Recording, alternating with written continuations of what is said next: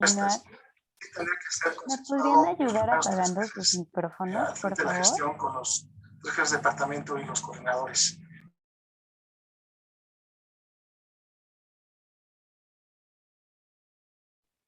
Gracias, perdón.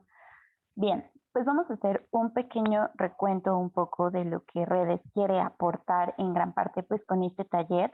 Es decir, este taller está exponiendo desde principios filosóficos, está tratando pues de llegar a las razones últimas, como lo es el quehacer de la filosofía, además de que pues como egresados de la licenciatura de Humanidades, nuestros ponentes también han echado mano de lo que es el análisis histórico, por ejemplo, para comprender distintos temas. Entonces, vamos a hacer mención que precisamente en redes cualquiera de estos temas los podemos seguir profundizando a través quizá de más conferencias, de más talleres, así que es importante que ustedes nos comenten, nos hagan llegar sus dudas y si tuvieran inquietud quizá de algún otro tema, pues también lo podemos abordar. Eh, el curso completo lo van a encontrar en las redes sociales de Redes de Empatía y Solidaridad. Y bien, haciendo un poco referencia a las sesiones anteriores, en la ocasión anterior hablábamos respecto a la felicidad y entonces también podríamos pensar un poco en lo que comentaba respecto a los hábitos, a la formación de hábitos. ¿Qué tendría que ver eso concretamente con el sufrimiento? Bueno, ciertamente hablaban en el tema 4, por ejemplo, respecto al mal moral y cómo eso trae a nuestra vida pues sufrimiento precisamente. Es una carencia el elegir el mal, el actuar mal. Entonces, esto se va formando, incluso se va manifestando en nuestra vida precisamente a través de hábitos. Aristóteles, por ejemplo, así es como describía los vicios, como hábitos que ya tenemos, que se nos hacen, pues son bastante cotidianos, los ejercitamos con bastante facilidad, llega un punto en el que pues lo disfrutamos, pero finalmente son vicios. Y entonces hablábamos de cómo es posible pasar a que sean virtudes, siendo que las virtudes también son hábitos, pero justamente donde se ejercita el bien. Bueno, pues justo tiene que ver con la felicidad, porque precisamente podríamos pensar, la disciplina, por ejemplo, no es algo quizá que se disfrute tanto. Ya nuestros talleristas hablaban que la felicidad no tiene que ver con una cuestión sensitiva o con un estado incluso de ánimo, con emotividad. Tiene que ver precisamente con este ejercicio de la voluntad para elegir el bien. ¿De acuerdo? Entonces, eh, cuando nosotros estamos ejercitándonos en las virtudes, cuando nosotros estamos eligiendo cambiar nuestros hábitos, eh, pues que traen un mal a nuestra vida para traer cosas buenas, justamente eso es lo que nos va a traer felicidad. Entonces tiene todo que ver con el tema y hablábamos también que es algo bastante vigente. Ciertamente es un conocimiento en el que la filosofía medieval amplió que profundizó bastante, pero viene totalmente al caso el que lo sigamos el día de hoy trayendo a cuenta y que partamos de él para comprender muchísimas otras cosas. Por otra parte, también mencionábamos un poco respecto al análisis que se puede hacer del sufrimiento desde la perspectiva cristiana. Es decir, que en esa perspectiva incluso se le da un carácter, tiene un carácter fundamental el sacrificio como el mayor acto de amor, el mayor acto de la capacidad de entrega de sí mismo a pesar de que sensitivamente no sea algo que se disfrute tanto, por ejemplo. Eh, pero entonces vemos que justamente tiene ese sentido, tiene ese propósito, es decir, cualquier dolor, cualquier sufrimiento es posible eh, dirigirlo de tal manera que construya un bien mucho mayor, que en el caso del cristianismo sería incluso unir el corazón pues al corazón redentor del Hijo de Dios, de Jesucristo, por ejemplo. Entonces vemos que tiene una gran trascendencia el sufrimiento. También podemos pensar, por ejemplo, en cómo es que lo veía Víctor Frank, el padre de la logoterapia, que finalmente en su centro tiene el existencialismo cristiano respecto a que cuando un ser humano justamente deja de encontrarle un propósito, una dirección a su existencia, y a las mayores adversidades que vive, es ahí cuando ese ser humano ya está empezando a dejar de alguna manera incluso de vivir, de elegir la vida. Recordemos que después de salir de los campos de concentración, él escribió El hombre en busca de sentido, y él se daba cuenta precisamente de eso.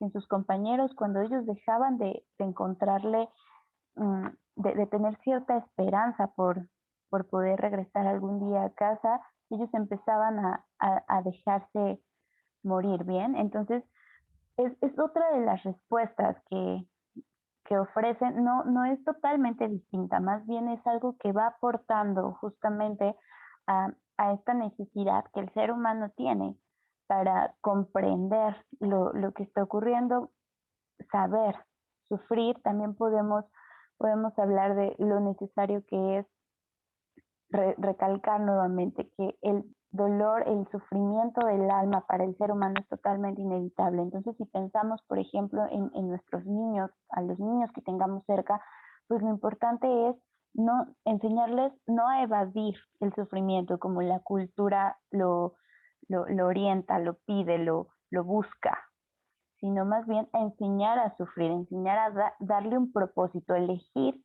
qué voy a hacer con eso que es inevitable bajo mi condición humana, que sería el sufrimiento. Bien, y por último podemos pensar respecto al tema de la felicidad y el amor. Se nos habla, por ejemplo, eh, sobre, nuevamente, para hacer alusión al cristianismo, sobre el perdón. Eh, si lo vemos de esta manera, es más bien como amor contra egoísmo. ¿Por qué? Porque cuando alguien nos hiere, pensamos desde luego en lo que nos ha hecho a nosotros, en lo que nos causa, en cuánto nos duele. El centro somos nosotros. Y entonces, ¿qué nos pide el perdón? Bueno, salir un poco de nosotros y pensar, digamos, más allá. Pensar no solamente en lo que me hizo sentir en el yo, sino en que, ok, pues somos seres humanos, todos cometemos demasiados errores, tenemos muchísimas equivocaciones, y podemos empezar a analizar la situación y comprender que estamos viendo quizás solo una parte muy desde nuestra posición, y, y nos es difícil lograr comprender toda la situación por todo lo que estamos sintiendo, pero finalmente el salir de ese egoísmo es lo que nos va a traer esa paz y esa serenidad, y finalmente pues ciertamente la felicidad. Entonces, pues estoy mencionando como muchísimas cosas desde las que se puede abordar, desde las que se puede reflexionar. Por eso les pedimos que nos hagan llegar sus comentarios. Y bien, pues eso sería todo por parte de esta introducción. Le voy a ceder la palabra a nuestro primer expositor. Miguel, adelante.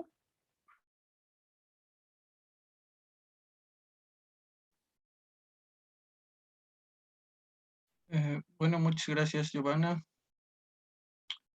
Entonces, la sesión de hoy la vamos a dedicar a hablar un poco acerca del tema de la muerte. Bueno, y no podemos hacer caso omiso de este tema si deseamos encontrar o dar elementos para pensar si acaso el sufrimiento, perdón, puede tener algún sentido. Y bueno, y esto es porque la cuestión de si el sufrimiento tiene algún sentido parece que depende en parte de resolver la cuestión de si la vida tiene algún sentido. Y al plantear esta cuestión de si la vida tiene un sentido, bueno, es inevitable entrar en el abordaje de la cuestión de la muerte, puesto que los hombres somos animales racionales y por consiguiente, en tanto que somos animales, somos seres mortales, ¿sí? Entonces, bueno, entremos a esta cuestión. La cuestión de la muerte. La cuestión de la muerte es algo a lo que no podemos escapar una vez que ya tenemos una cierta conciencia, ¿sí? Claro que un niño no puede, a lo mejor un recién nacido no puede reflexionar acerca de la muerte, pero una persona que ya va adquiriendo una cierta conciencia no puede escapar de esta reflexión, de planteárselo a sí mismo. E incluso desde niños, cuando empezamos a preguntar por qué existimos, esta cuestión de por qué existimos recae sobre una cuestión anterior que es que nos damos cuenta que no era necesario que existiéramos. Pues si pensáramos lo contrario, nos preguntaríamos por qué existimos. Entonces, al darnos cuenta que no es necesario que existamos, podemos también darnos cuenta que podemos llegar a no existir, porque lo que puede existir también puede no existir y por lo tanto, lo que existe puede dejar de existir. Entonces, esto es una cuestión que no escapa a la reflexión humana y que, bueno, que a lo largo de la historia las culturas se han planteado y han tratado de resolver o abordar de diferentes maneras y, bueno, principalmente desde la dimensión religiosa se ha tratado de dar algún tipo de contestación.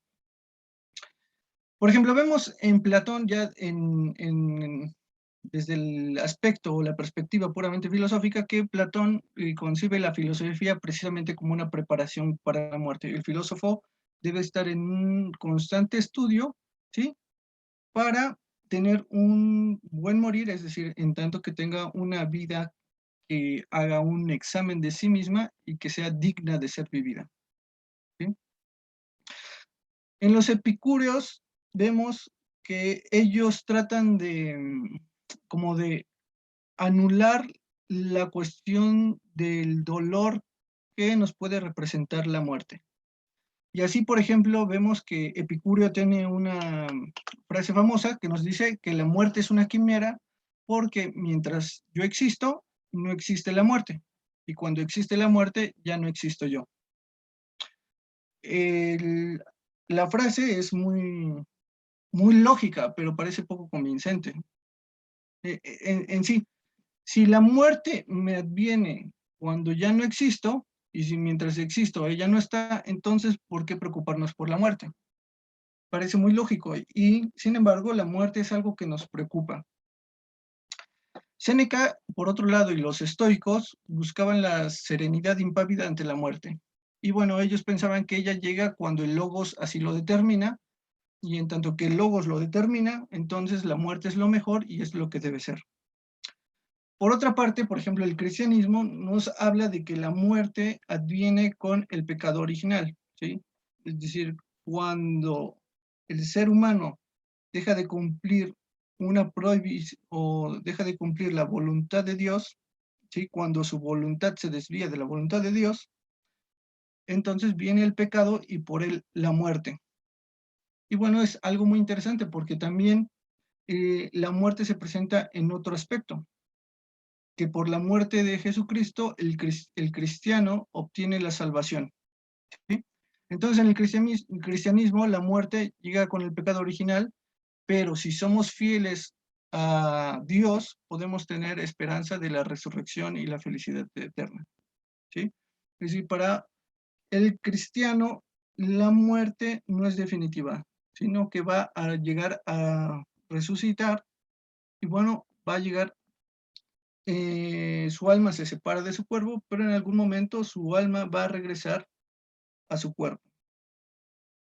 En los escolásticos, la muerte es la supresión de la vida en acto primero, es decir, es la anulación del principio por el cual, el principio vital, ¿sí? el que es el alma, ¿sí? O la corrupción del ser vivo, eso sería. Por otro lado, en el marxismo vemos que no hay mucha atención a la cuestión de la muerte. Y, por ejemplo, vemos que se ocupa un poco de esta cuestión y bueno, es algo natural porque ellos parten de una filosofía materialista. Entonces, para Marx, básicamente que no atiende a la cuestión de la muerte, bueno, para él, eh, la muerte del individuo no tiene importancia, con tal de que salve y mejore la condición de la especie humana, que es más o menos a lo que apunta las cuestiones revolucionarias que quieren instaurar el comunismo como una mejor forma de vida social.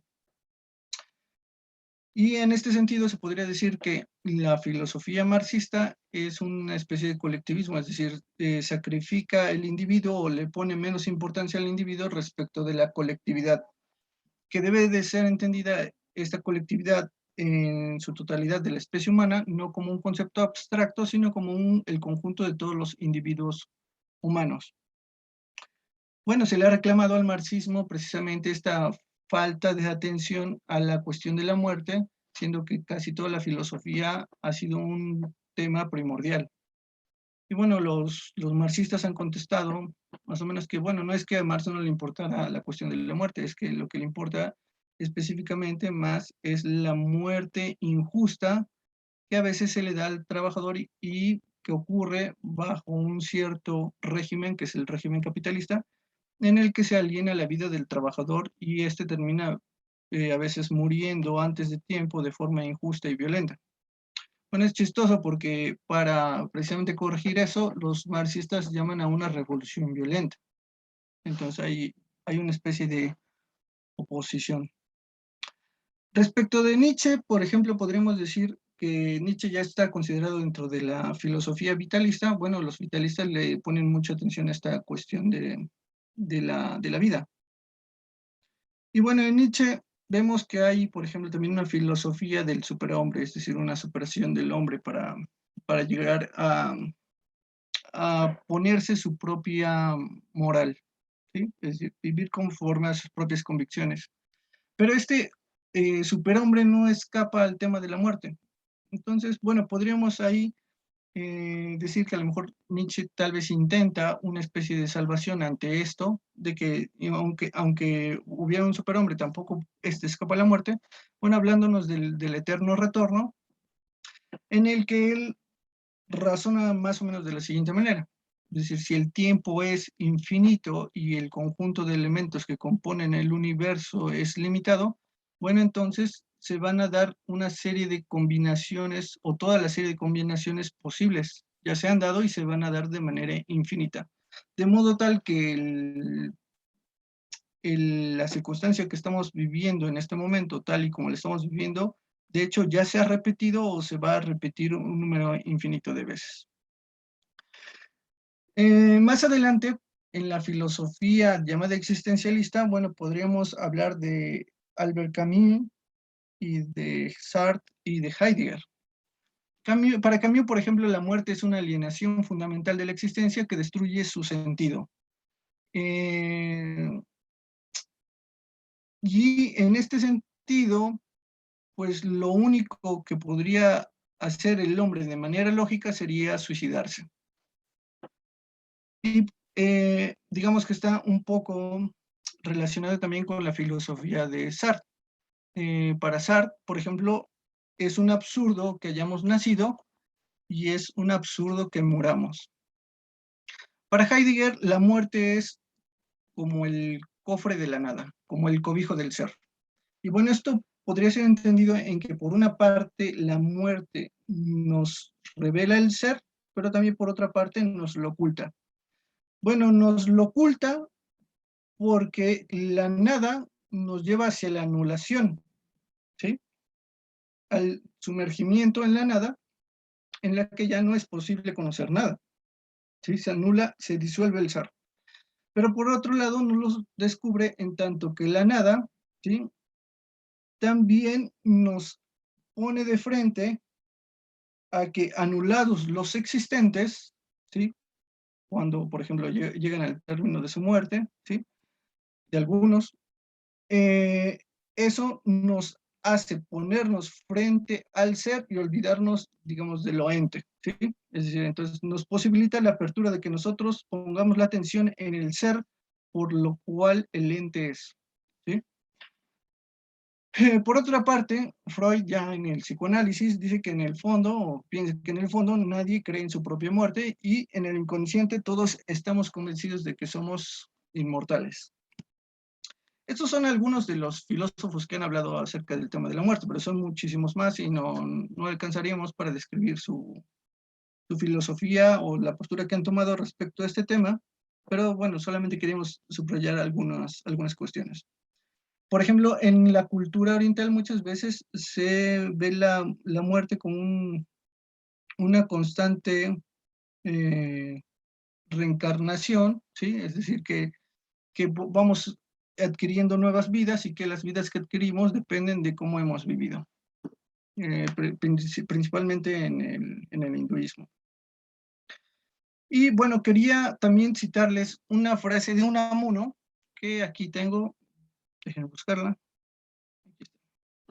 Sí, una frase de Unamuno que quería leérselas porque, bueno, me parece muy significativa. Y dice: si al morírseme el cuerpo que me sustenta y al que llamo mío para distinguirme de mí mismo, que soy yo, vuelve mi conciencia a la absoluta inconsciencia de que brotara, y como a la mía les acaece a los demás de mis hermanos, todos en la humanidad, entonces no es nuestro trabajado linaje humano más que una fatídica procesión de fantasmas, que van de la nada a la nada, y el humanitarismo lo más inhumano que se conoce.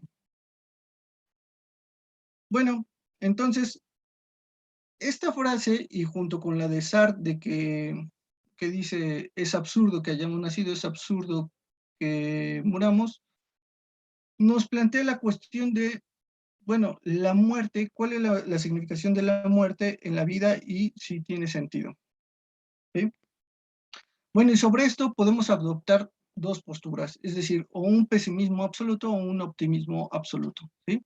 Porque efectivamente, si con la muerte, digamos, termina todo, entonces prácticamente no tiene ningún sentido la vida. Aunque algunos intenten dárselo, no tendría ningún sentido.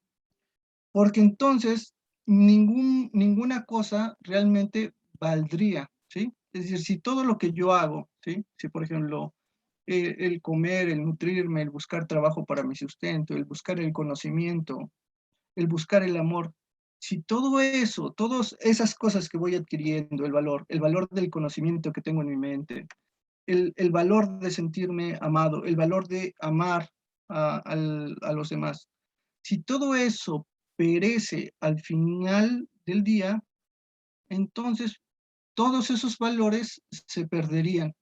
Y entonces parece que no hubiera ningún sentido. Sería, efectivamente, la vida sería un absurdo.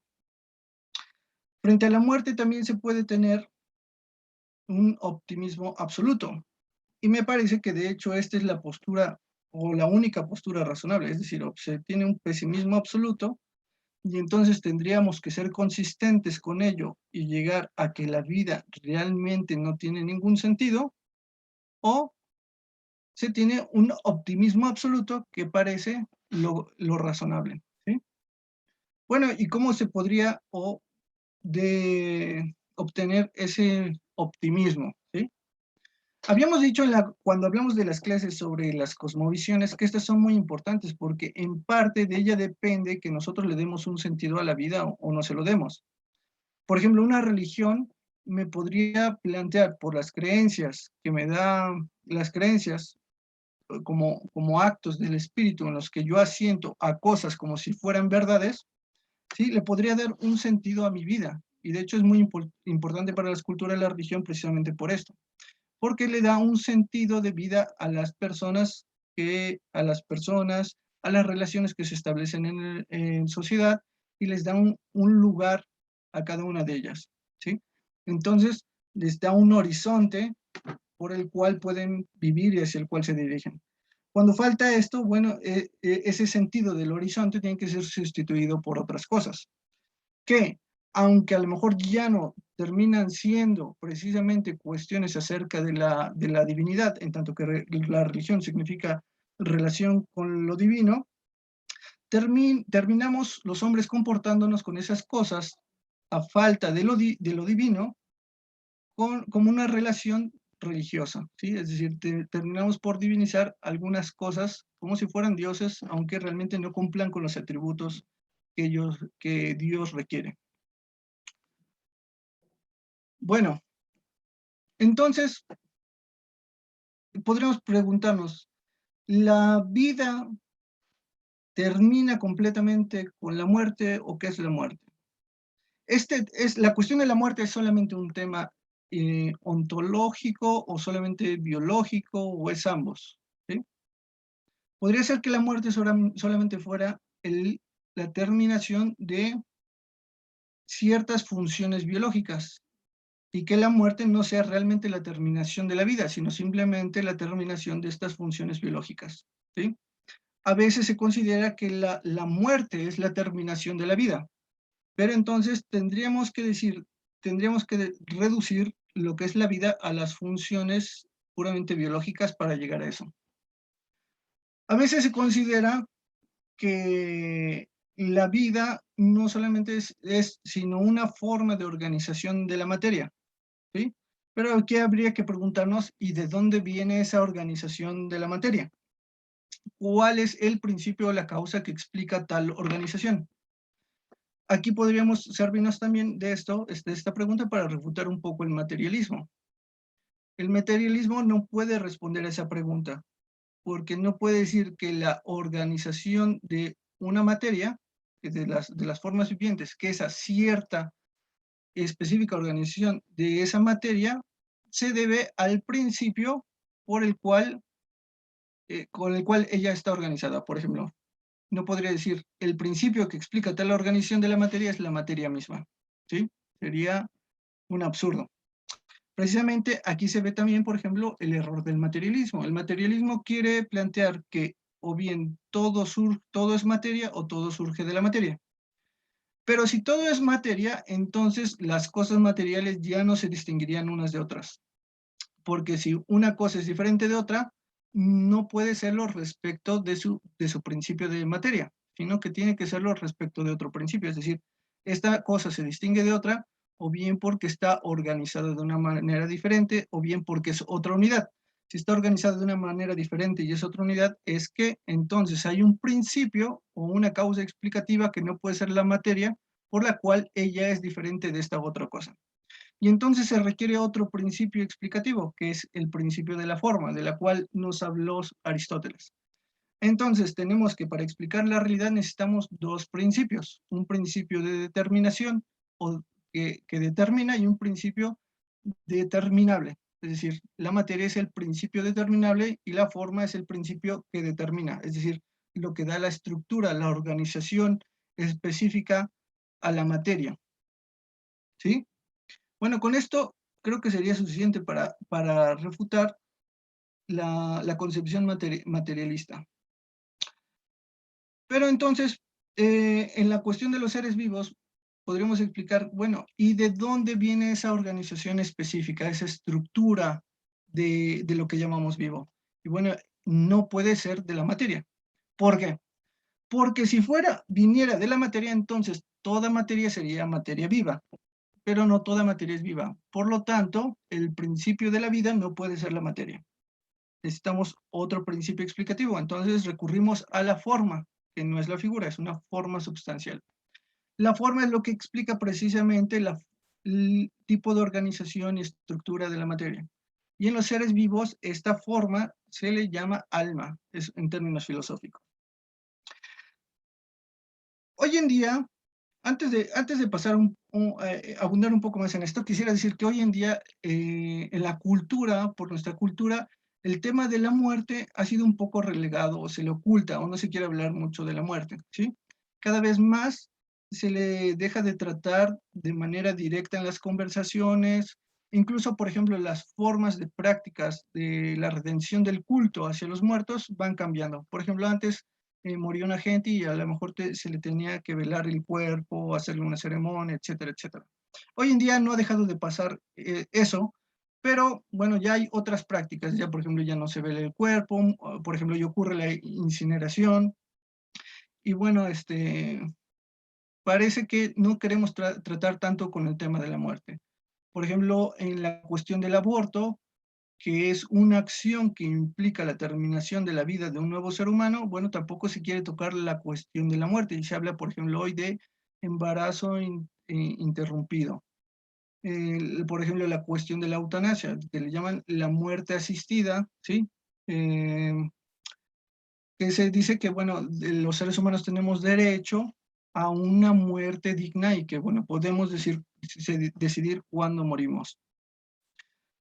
Esto me parece un poco incorrecto, en tanto que la vida, los derechos, todos los derechos tienen que estar fundamentados en un derecho básico o en algún fundamento de otro tipo. Entonces, el derecho de la vida tiene que ser el que prima, o más bien el derecho a seguir viviendo tiene que ser el que prima sobre todos los derechos.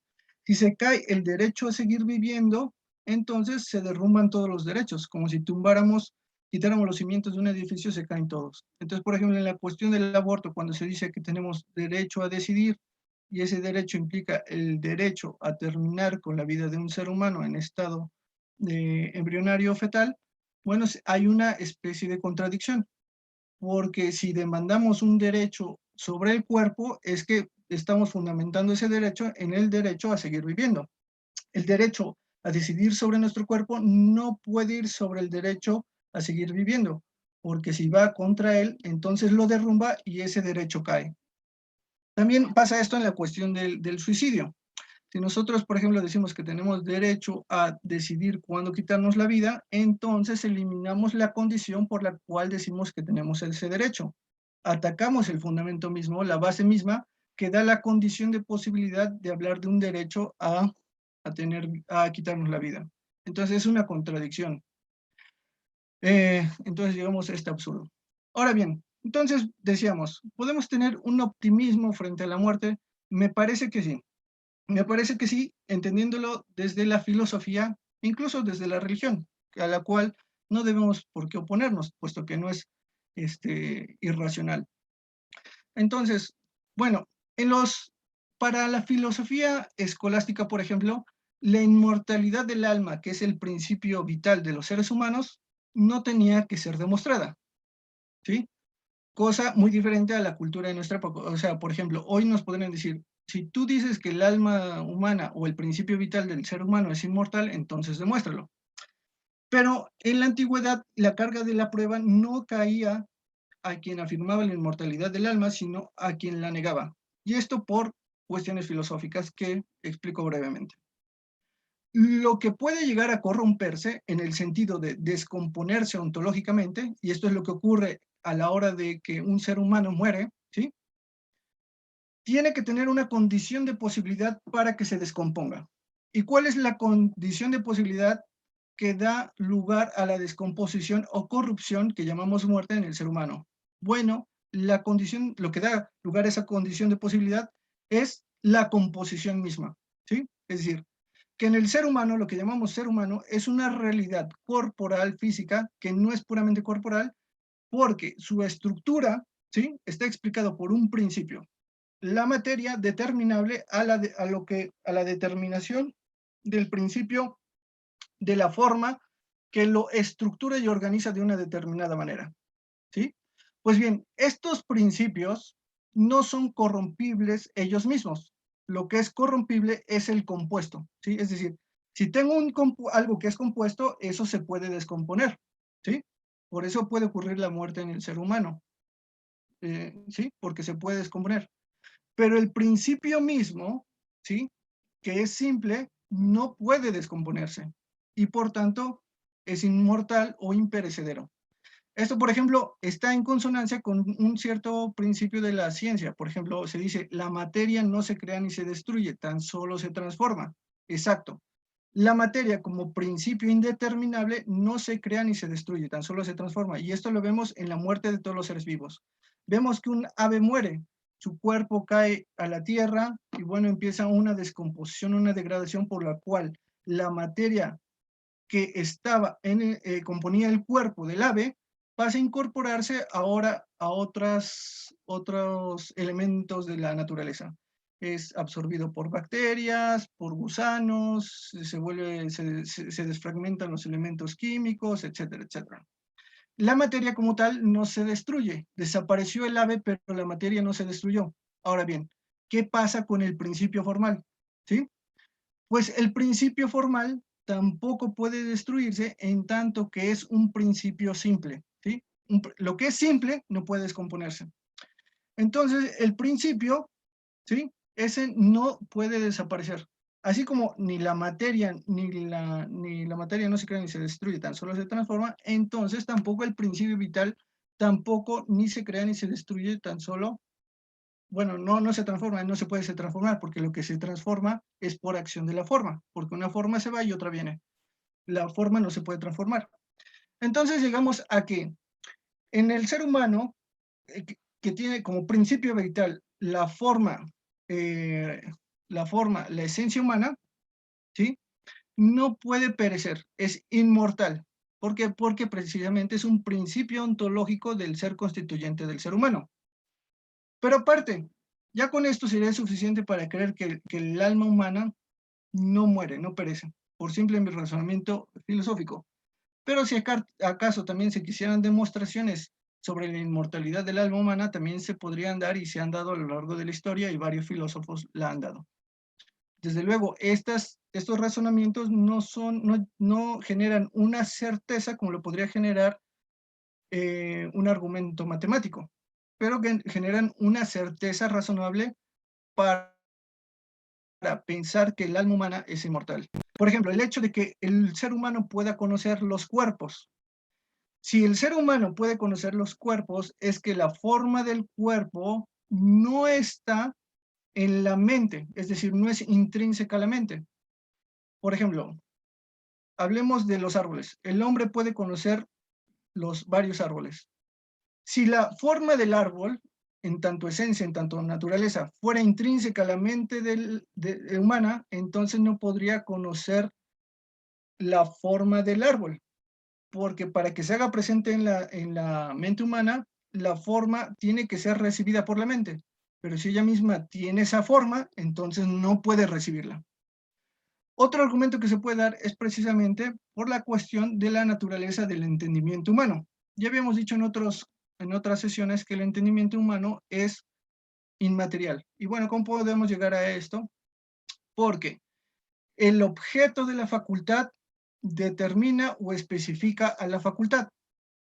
Y la facultad tiene que ser de una misma naturaleza que la sustancia que tiene esa facultad. Expliquemos esto. Si yo tengo un entendimiento, aquello que especifica mi entendimiento como objeto, ¿sí? Tiene que ser de una naturaleza similar a la facultad de mi entendimiento, ¿sí? Y la naturaleza de mi entendimiento tiene que ser similar a la forma por la cual yo tengo ese entendimiento. Entonces veamos. La facultad de la vista está especificada por la luz y el color de las cosas. Eso es lo que la especifica y determina, ¿sí? La facultad del olfato está especificada y determinada por el olor de las cosas.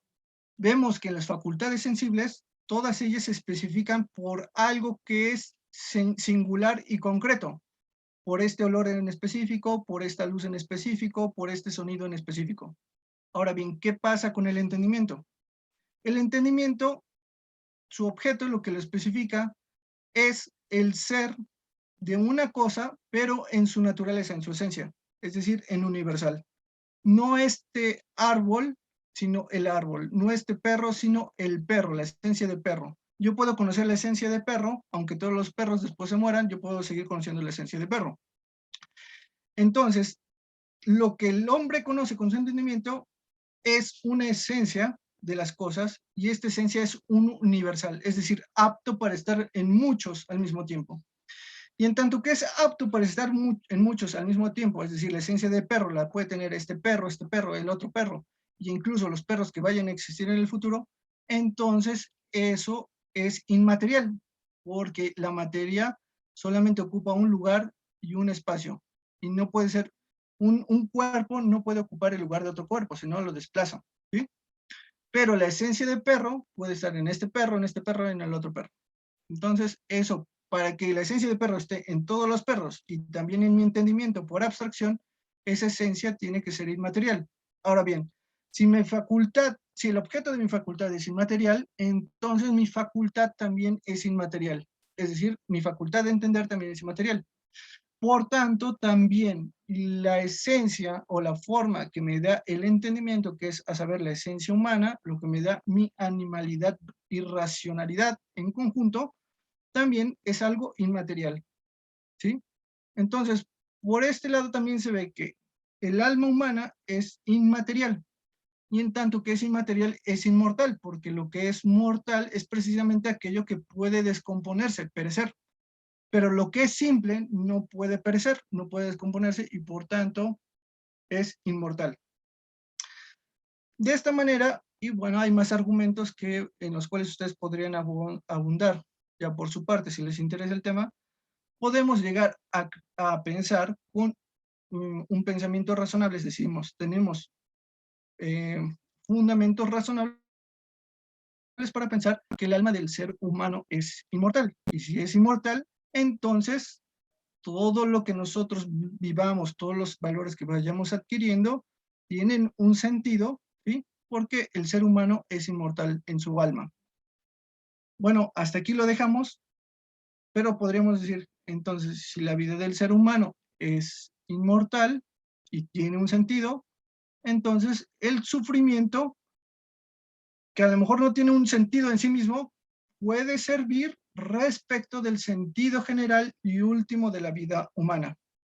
Y bueno, ya por último, digamos que la muerte no es una privación, no es la privación de la vida, hablando con exactitud. Porque dijimos antes en las sesiones pasadas que la muerte, que la privación más bien, es cuando no hay algo que es debido a una naturaleza.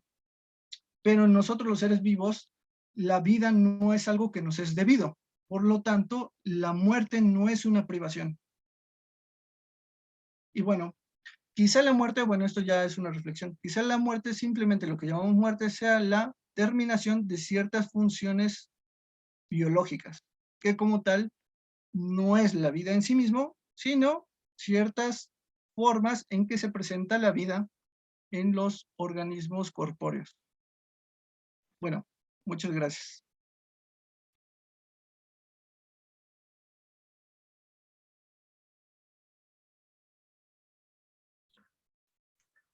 Muy bien, pues pasamos a la segunda exposición.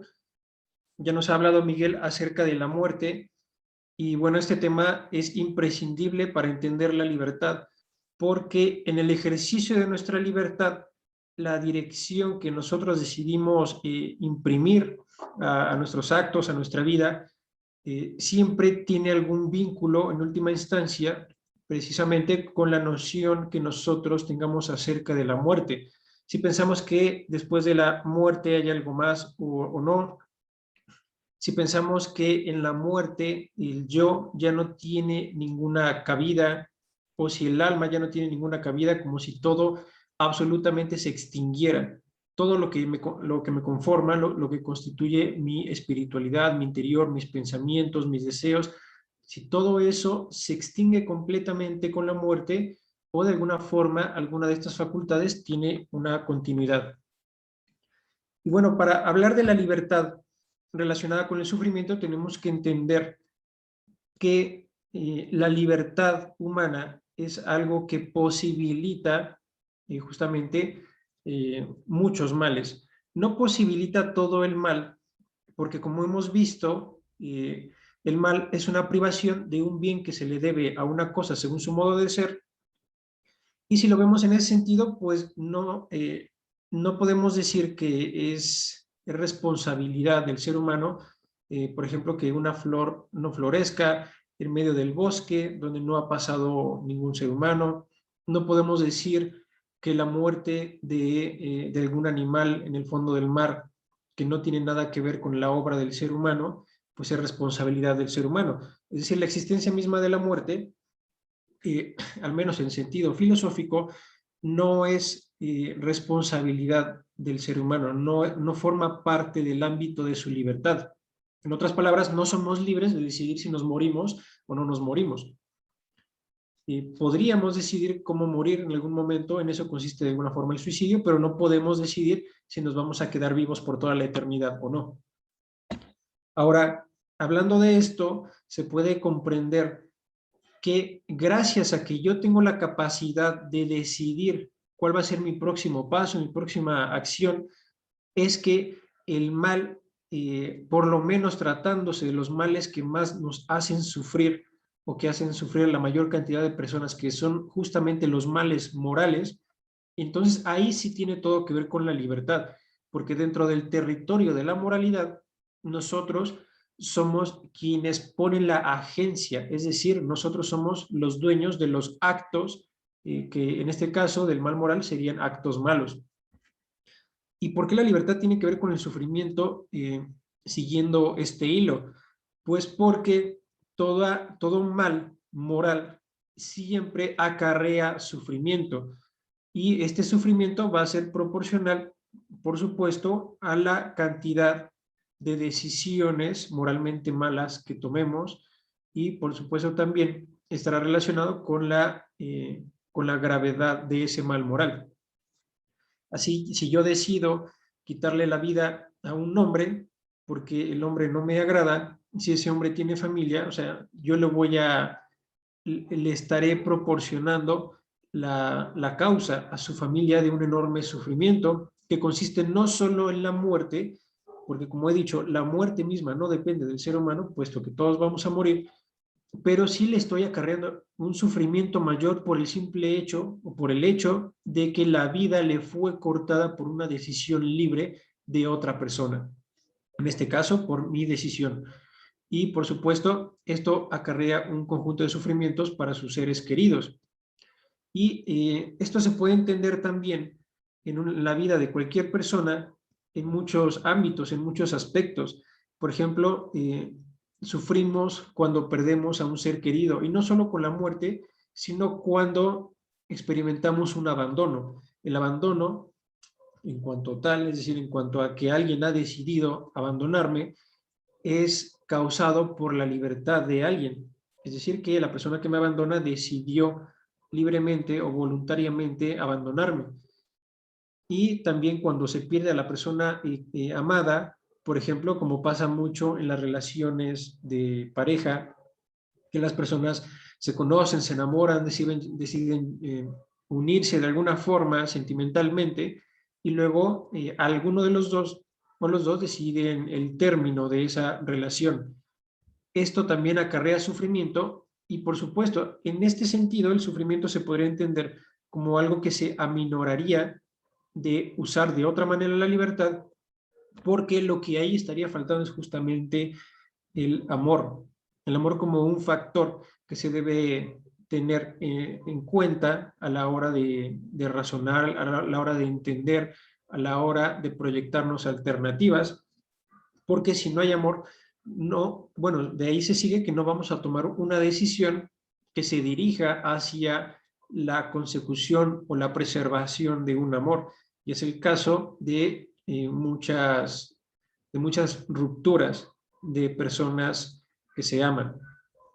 Entonces, se puede ir entendiendo, cuando se aplica esta idea de la libertad como posibilidad del sufrimiento, de la libertad como posibilidad del mal, se va entendiendo porque el sufrimiento, gran parte de los sufrimientos del ser humano, sufrimientos que no tienen que ver con la muerte, sí están en dependencia de nuestras decisiones libres. Y por eso serviría mucho, de hecho sirve mucho, entender la libertad de una manera más adecuada en comparación con lo que en nuestra sociedad contemporánea se suele decir o se suele promover acerca de la libertad. Se habla mucho de luchas por la libertad, incluso se puede ver en la televisión, en el cine, en la literatura, se habla muchísimo de cuánto vale la libertad. Se habla mucho de que la libertad incluso ha costado vidas. O sea, las personas mismas llegan a decidir sacrificarse en nombre de la libertad.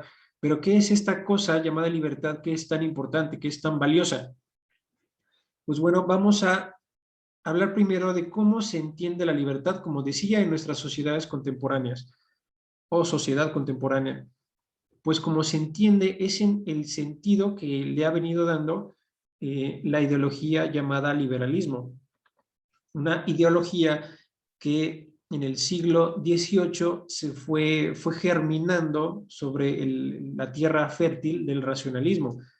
El racionalismo invitaba o sugería que el ser humano puede llegar a conocer únicamente sirviéndose de la razón, que no necesitaba absolutamente de otras instancias. Esto lleva a un acogimiento de la razón de tal forma que la valoración de la misma se exacerba y entonces se empieza a dejar de lado otras cosas, se empieza a dejar de lado, por ejemplo, todo lo relacionado con asuntos de religión, se empieza, por lo tanto, a dejar de lado también la valoración de lo espiritual, o por lo menos lo espiritual se empieza a mezclar con otras ideas que ya no son precisamente espirituales. Y bueno, de ahí va surgiendo el liberalismo. Al irse desprendiendo de una idea de lo trascendente, el ser humano comienza a tener cierto deseo de centrarse en sí mismo para colocar en él mismo la fuente de todo derecho. Coloca en sí mismo la fuente de todo derecho y entonces se concibe a sí mismo como la fuente, por supuesto, de cualquier tipo de legislación. En tal cosa consiste el liberalismo, en creer que la fuente de la ley está en el mismo individuo. Y esto aplicado al ámbito político, pues se traduce en que si hay monarcas, si hay gobernantes, ellos tienen la potestad les ha sido conferida únicamente por lo que hay en el individuo ya como el fundamento de ese derecho. Es decir, los individuos son quienes deciden, porque ellos tienen la soberanía, ellos se reúnen en sociedad y ellos deciden qué tipo de gobierno tienen y deciden también a quién poner en el gobierno. Y todo gobernante que no haya sido puesto o colocado en el poder de esa manera no tiene el derecho de ejercerlo cuando, al ser colocado ahí, no se consultó de alguna forma a esa soberanía de los individuos en colectivo. Y bueno, mencionaba que la idea de libertad que tenemos viene del liberalismo, porque cuando el liberalismo exalta al individuo como la fuente del derecho, como la fuente de la ley, entonces también se empieza a entender que el individuo posee cierta autonomía, pero una autonomía que ya no consiste en la pura posibilidad de llevar a cabo una biografía, de armarse para sí mismo una biografía, siempre en función de de los deseos o de las aspiraciones individuales. Ya no se entiende así como una mera posibilidad esa autonomía, sino que se empieza a entender como un derecho que por supuesto empieza también en cuanto derecho a obligar a los demás a respetar o a no meterse con esa autonomía que yo tengo. Entonces ya no es una autonomía como mera posibilidad, o sea que ya no es solamente cuestión de que yo voy a decidir qué estudiar o en qué trabajar o qué pensamientos van a envolver o colorear mis ideas, sino que ahora lo que yo piense se tiene que respetar. Lo que yo piense es algo con lo que nadie se tiene que meter. Nadie tiene que venir a decirme qué está bien o qué está mal, o qué es verdad o qué cosa no es verdad. En tal cosa consiste, por ejemplo, por lo menos ahí tiene su fuente la idea de lo que es políticamente correcto también. Está relacionado con eso. Y bueno, al final se trata solamente de una idea de libertad que consiste en la ausencia de restricciones o de obstrucciones exteriores. Es decir, en este concepto de libertad no vienen involucradas las pautas que yo tendría que llevar a cabo para saber cómo ejercerla bien. Ni siquiera se piensa, o por lo menos no se considera si existe o no existe alguna forma correcta de ejercer la libertad, porque lo único que importa es que yo esté en condición de hacer lo que me venga en gana. En eso consiste. No importa hacia dónde va mi libertad, hacia dónde yo me conduzco, sino que lo que importa es simplemente que yo no tenga restricciones exteriores que me puedan imposibilitar o que me pongan trabas para lo que yo quiera hacer. Y bueno, como el sufrimiento o los males que acarrean sufrimiento en la vida del ser humano como sociedad tiene todo que ver con la libertad humana, entonces tenemos que entender bien qué es la libertad. Y no podemos decir que esa forma de la que he hablado, la libertad que proviene del liberalismo, no podemos decir que esa es la forma correcta de ejercer la libertad. Porque viéndolo así, yéndonos a sus últimas consecuencias, yo tengo el derecho de asesinar a quien diga lo contrario de lo que a mí me agrada. Tendría ese derecho, o por lo menos tendría el derecho de callarlo, precisamente porque atenta contra mi autonomía. Entonces, bueno, se puede entender o se podrá entender por qué de estas ideas que tienen esas consecuencias se van desprendiendo ciertas nociones también de lo que es el derecho, de lo que es todo el marco jurídico, todo el aparato jurídico de una nación. Se podrá entender en qué deben consistir las relaciones incluso internacionales, cuál es el papel de la milicia, cuál es el papel de las instituciones reguladas por el Estado, cuál es el papel del Estado también, cuál es el papel de la familia. Todo eso empieza a ser trastocado cuando la libertad es concebida de esta manera. Ahora, ¿qué cosa es la libertad? Primero debemos entender que la libertad no solamente es una posibilidad, que sí lo es, pero no solamente.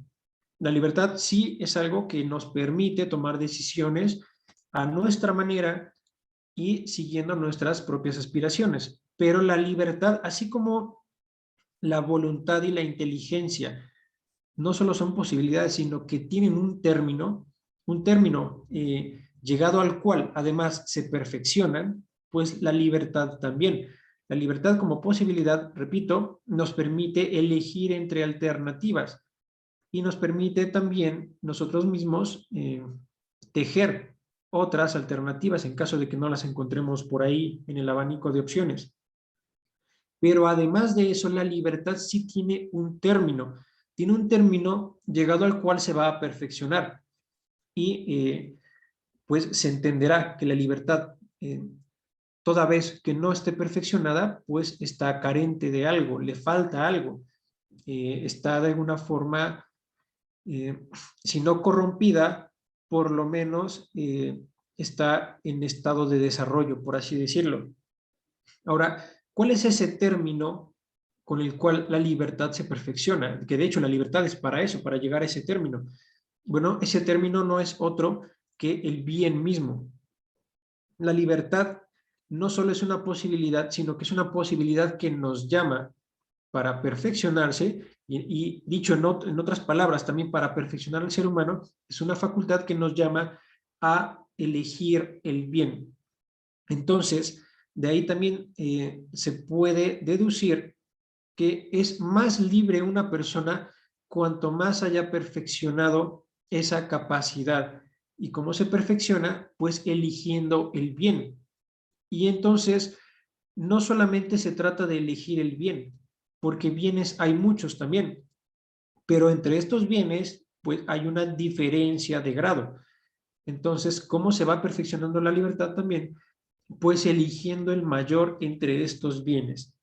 Y a fin de cuentas, esto se puede expresar diciendo que es más libre la persona que es capaz de elegir, o más bien que de hecho elige lo mejor que puede hacer.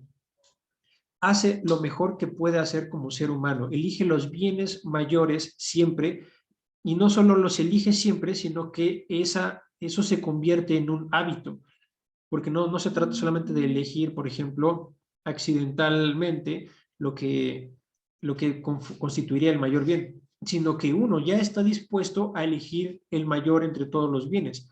Y claro, cuando el ser humano opta por el mayor de los bienes entre sus alternativas, pues naturalmente va aminorando el número de males que la misma persona le acarrea al mundo, que le acarrea a su propia existencia, a su entorno, a las demás personas con las que se relaciona y por supuesto a la sociedad misma.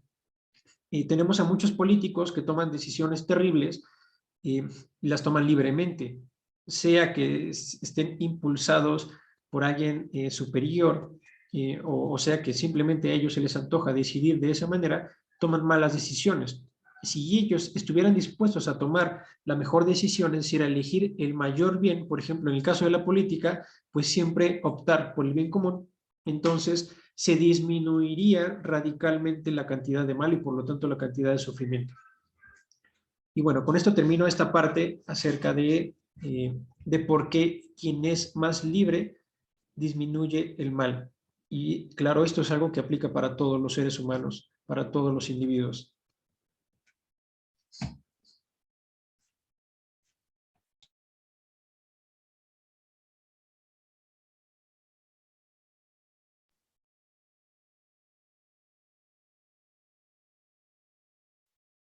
Bueno, parece que ya no va a haber tiempo para las preguntas.